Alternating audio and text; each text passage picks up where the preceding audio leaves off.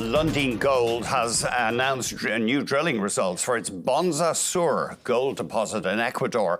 Now, this is not far from the company's Fruta del Norte mine that has worked out well for investors. We've seen pretty good advances in Lundin Gold shares over the past couple of years.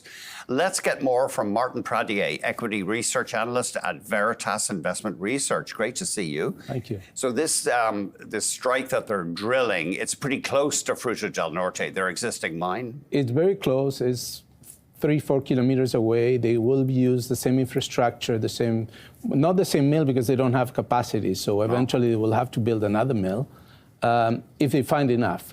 If they don't find enough, they could pass it through at the end of the life of the current mill. They could pass it through. Mm-hmm. Fruta del Norte has much higher grade. Yes. So you will prioritize Fruta del Norte, and then that might, add 5 or 6 years more at the end. But what is interesting is that this is one of the many results that they had on Bonza Sur. Now they're saying the strike zone for Bonza Sur has increased from 1.6 to 2.4 kilometers length, and from 650 to 800 meters wide. So there is more resource. They have said before that if they are able to find 2 or 3 million ounces, then they will probably look at putting another mill and processing that, and that will produce 250,000 ounces a year. They're getting a lot of great results on Lundin Gold, not only on Bonza Sur, but in other places that they've been drilling, like Fruta del Norte Sur and Fruta del Norte East. They're also finding more resource. So it does make sense that eventually they might be able to increase production with another mill. Ecuador, in some ways, is a tough place. Right now, they're having a power crisis because of low flows to hydroelectric dams. Yes, it's the worst drought in 60 years. So one of the risks in the short term is that the mine, they already reduced the amount of power they give the mine, but the mine has some power regeneration on their own. So they're managing right now, and they're receiving 4 new generators in Q1 next year. So if there is any problem, it will be a short-term problem, because with the 4 new generators, they will be autosufficient.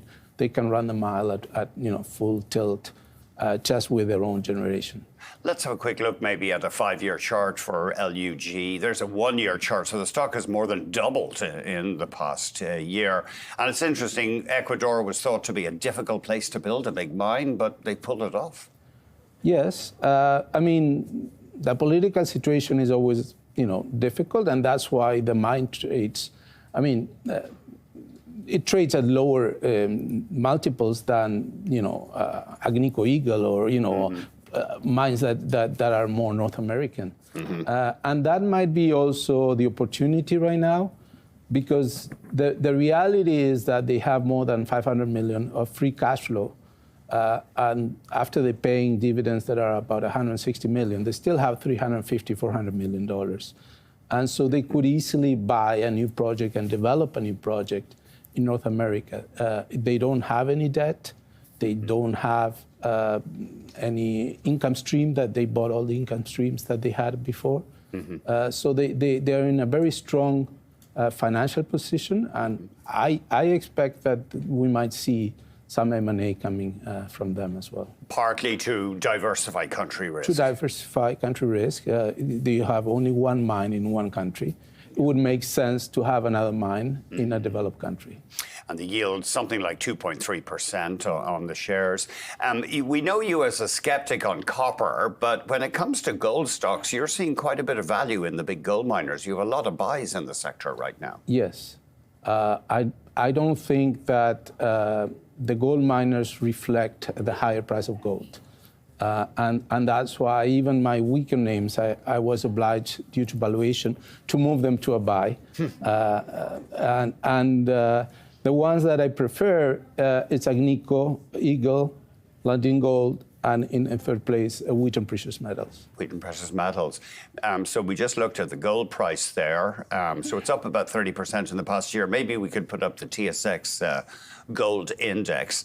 But you think, broadly speaking, the stocks are cheap now? They haven't fully captured this run-up in bullion? Exactly. We have a big run-up in bullion. When you look at the next couple of quarters, just by maintaining this price, all these companies will have a very significant increase in earnings. And that is not fully reflected in my view. Wheaton Precious Metals, you would take Wheaton over Franco right now, would you? Yes. Wheaton has almost always exposure to gold or silver. There's 2 or 3% that is, PGMs, so it's platinum and whatever.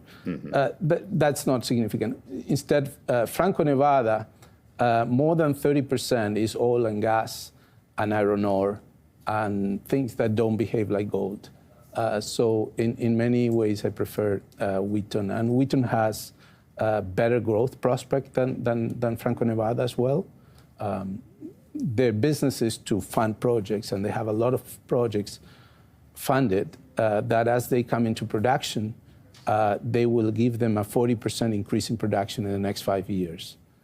So that is coming through because, as I said, the business is I put the money up front, and you give me a stream for the next 30 years or life of the mine. Let's just put up WPM very quickly. I'm not sure if we looked at the stock. You're not worried that they have a lot of their asset base in that one giant Vale mine in the Salobo, that you don't feel that's a risk? It is a little bit of a risk. I think that mine is a copper mine and is doing quite well and has a very long life. And as they embark with more projects, the proportion of that will be reduced. So there is a lot of new projects coming in, and as I said, it's simply math, right? The Salobo is not growing that much anymore, so